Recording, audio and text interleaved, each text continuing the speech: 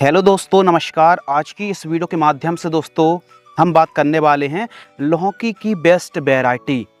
खासकर दोस्तों बरसात के दिनों पर बरसाती लौकी की खेती करने से प्रॉफिट और फ़ायदा काफ़ी अच्छा होता है। इसका कारण है बाजार भाव, मार्केटिंग रेट। यदि आप अगेती भी लौकी की खेती करते हैं दोस्तों बरसात के दिनों पर, तो प्रॉफिट काफ़ी अच्छा होगा। लेकिन मार्केट में तो सैकड़ों वैरायटी है, लेकिन बरसात के समय सभी प्रकार की जलवायु पर एक अच्छा परफॉर्मेंस देने वाली आज की इस वीडियो के माध्यम से हम 3-4 किस्मों के बारे में बात करेंगे, जिनको आप लगा करके काफ़ी बढ़िया पैदावार के साथ साथ बढ़िया क्वालिटी वाली उपज निकाल सकते हैं। सबसे अच्छी बात यह है कि इन किस्मों में फलन और फ्रूटिंग क्षमता बहुत अच्छी है। यदि बरसात के दिनों पर इन किस्मों को आप लगा रहे हैं दोस्तों, तो थोड़ा सा बरसात अनस्टेबल मौसम या फिर बहुत ज़्यादा मौसम का तनाव के दुष्प्रभाव से इन किस्मों में उतना ज़्यादा प्रभाव नहीं पड़ता है, तो काफ़ी बढ़िया से यह मौसम के हिसाब से सर्वाइव करने वाली। और यदि थोड़ा ज़्यादा भी बरसात होती है तो इन किस्मों से आप अच्छी पैदावार निकाल सकते हैं। शर्त यह है कि बरसात के दिनों पर नॉर्मल तरीके से खेती ना करके मचान विधि से, बैम्बू विधि से, मंडप विधि से यदि आप लौकी की खेती करेंगे दोस्तों, तो काफ़ी अच्छा प्रॉफिट आपको होने वाला है। लेकिन बांस का जो मंडप है, जब भी आप स्ट्रक्चर तैयार कर रहे हैं तो जो बांस की ऊंचाई है वो 10 फीट के आसपास रखनी चाहिए और 2-2.5 फीट मिट्टी के अंदर गड्ढे करके गड़ाना पड़ेगा। तो स्ट्रक्चर थोड़ा सा मजबूत रखिए, क्योंकि यह एक वेटेड फसल, काफ़ी ज़्यादा वेट आता है, वजन आता है। लौकी की खेती आप कर रहे हैं तो जो सही समय है चुनाव करने का, यदि आप अगेती बरसात के दिनों पर लौकी की खेती कर रहे हैं तो फिर आपको मई, जून और जून अंत तक आप बुआई कर सकते हैं।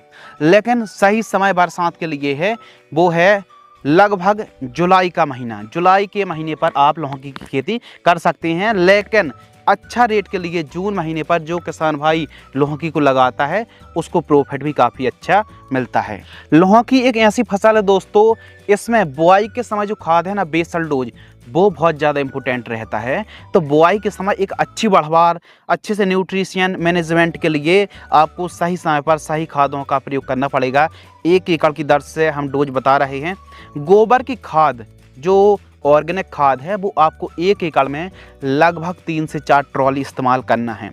SSP, सिंगल सुपर फास्फेट, इसमें फास्फोरस की मात्रा भी होती है दोस्तों, इसमें कैल्शियम की मात्रा, सल्फर की मात्रा होती है। तो 50 किलोग्राम से लेकर के 75 किलोग्राम 1 एकड़ के लिए पर्याप्त है। और DAP खाद मात्र 30 से 35 kg, जिप्सम 25 किलोग्राम और रीजेंट या फिर फर्टेरा या फिर बरटाको में से कोई भी एक दानेदार सिस्टमिक कीटनाशक 2 से 3 किलोग्राम। यदि दीमक की समस्या, व्हाइट ग्रब की समस्या, जड़ों में नुकसान पहुंचाने वाले किसी भी कीट का प्रकोप है, तो फिर आपको दानेदार सिस्टमिक कीटनाशक प्रयोग करना पड़ेगा। 1 एकड़ में बुआई के समय, खेत की तैयारी करते समय इनका प्रयोग आपको करना चाहिए। अब हम बात कर लेते हैं बेस्ट वैरायटी। और इन किस्मों को आप लगा रहे हैं तो लाइन से लाइन की दूरी आपको 6 फीट रखनी पड़ेगी। और यदि आप आयताकार बांस का मंडप बना रहे हैं तो फिर आपको लाइन से लाइन की दूरी 8 फीट के आसपास रखनी पड़ेगी। और जो मंडप की दूरी है वो 3.5 से 4 फीट के आसपास रखनी पड़ेगी। सबसे अच्छी पैदावार देने वाली जो बेस्ट वैरायटी है, नंबर 1 VNR की हरुणा जो F1 वैरायटी आती है। सबसे अच्छी खास बात इसमें यह है कि इसका जो फल है ना, वो काफ़ी ज़्यादा अट्रैक्टिव होता है। फलन क्षमता, फ्रूटिंग क्षमता बहुत अच्छी है और लास्ट में तक पौधा हरा भरा रहता है, रोग बीमारी कम आती हैं और पैदावार में अन्य किस्मों की तुलना पर यह वैरायटी काफ़ी आगे निकल जाती है। नंबर 2 BASF कंपनी की अनोखी के नाम से आती है। ये वाकई अनोखी वैरायटी है, क्योंकि इस वैरायटी में भी फ्लावरिंग क्षमता, फ्रूटिंग क्षमता काफ़ी अच्छी आती है। फल का जो साइज़ है ना, वो काफ़ी बढ़िया आता है, ताकि हमको मार्केटिंग करने में दिक्कत नहीं जाती है। यानी बहुत ज़्यादा बड़ा भी नहीं, बहुत ज़्यादा छोटा भी नहीं, मीडियम साइज़ का अनोखी का जो फल है ना वो होता है। और यह अनोखी वैरायटी को भी आप लगा सकते हैं। नंबर 3 एक और VNR की वैरायटी आती, सरिता। जो सरिता वैरायटी आती, ये भी काफ़ी बढ़िया वैरायटी, सरिता वैरायटी को आप लगा सकते हैं। महिको की माही 8 गोल्ड, माही 8 नहीं 8 गोल्ड को आपको लगाना है। और महिको की माही 8 गोल्ड भी ओवरऑल अच्छा परफॉर्मेंस करती है। तो यह 4 किस्में हैं, जिसमें हरुणा, सरिता और अनोखी वैरायटी है। इसके अलावा ईस्ट वेस्ट की एक और वैरायटी आती है जो काफ़ी किसान, यूपी के किसान, छत्तीसगढ़ के किसान लगाते हैं। ईस्ट वेस्ट की अनमोल F1 वैरायटी भी काफ़ी अच्छी है। ज़्यादा नई किस्में तो नहीं है जी, लेकिन उत्पादन में नई नई किस्मों को, नई नई वैरायटियों को टक्कर देती हैं। तो देखिए, इन किस्मों को आपको लगाना है, बीज उपचार करने की आवश्यकता नहीं है।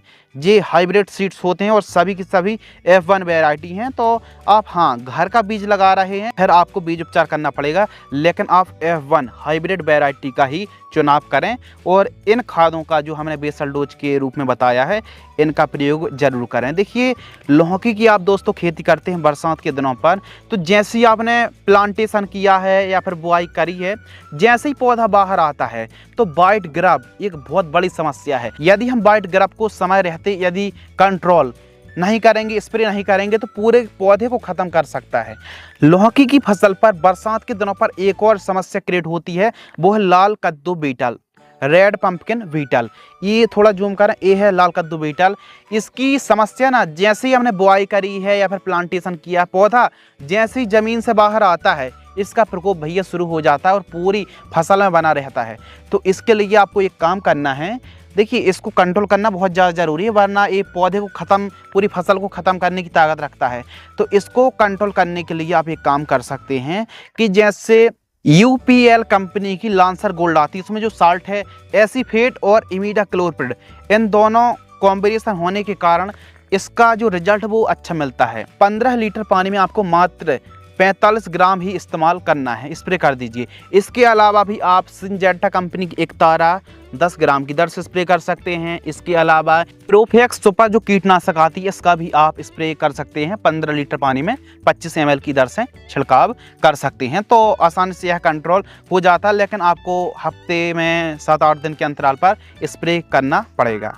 तो प्रॉपर दोस्तों लाल कद्दू बीटल की स्टार्टिंग के दिनों की हम बात कर रहे हैं। इसके अलावा एक और समस्या आती है बढ़वार की, यानी मिट्टी के बाहर जब पौधा आता है तो चाल और बढ़वार उतनी अच्छे से नहीं पकड़ पाता है, और ऊपर से बरसात यदि हो रही तो फंगस की समस्या तो क्रिएट होने ही वाली है। तो इसके लिए आपको एक काम करना पड़ेगा, बढ़वार और थोड़ा सा बढ़िया तरीके से ग्रोथ पकड़े, पौधा पीलापन ना रहे और अच्छे से बूम पकड़े, तो इसके लिए आपको एक स्प्रे लेना है। जैसे सिंजेंटा कंपनी की क्वांटिस आती 40 ml, या फिर बायोवीटा लिक्विड जो आती दोस्तों, इसको आपको 40 ml, दोनों में से कोई एक 40 ml 15 लीटर पानी घोल करके स्प्रे कर देना है, और इसके साथ कोई एक कीटनाशक मिलाकर स्प्रे कर देना। रिजल्ट बहुत अच्छे देखने के लिए मिलेंगे। 15 लीटर की दर से हमने डोज बताया है। और लौकी की फसल पर एक अच्छी बढ़वार के लिए मेन जो भोजन है वो तो न्यूट्रिएंट मैनेजमेंट ही है।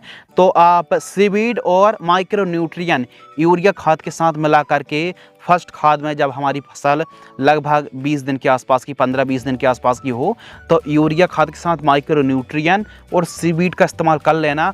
बहुत ही अच्छे और बहुत बढ़िया वाले रिजल्ट देखने के लिए मिलेंगे।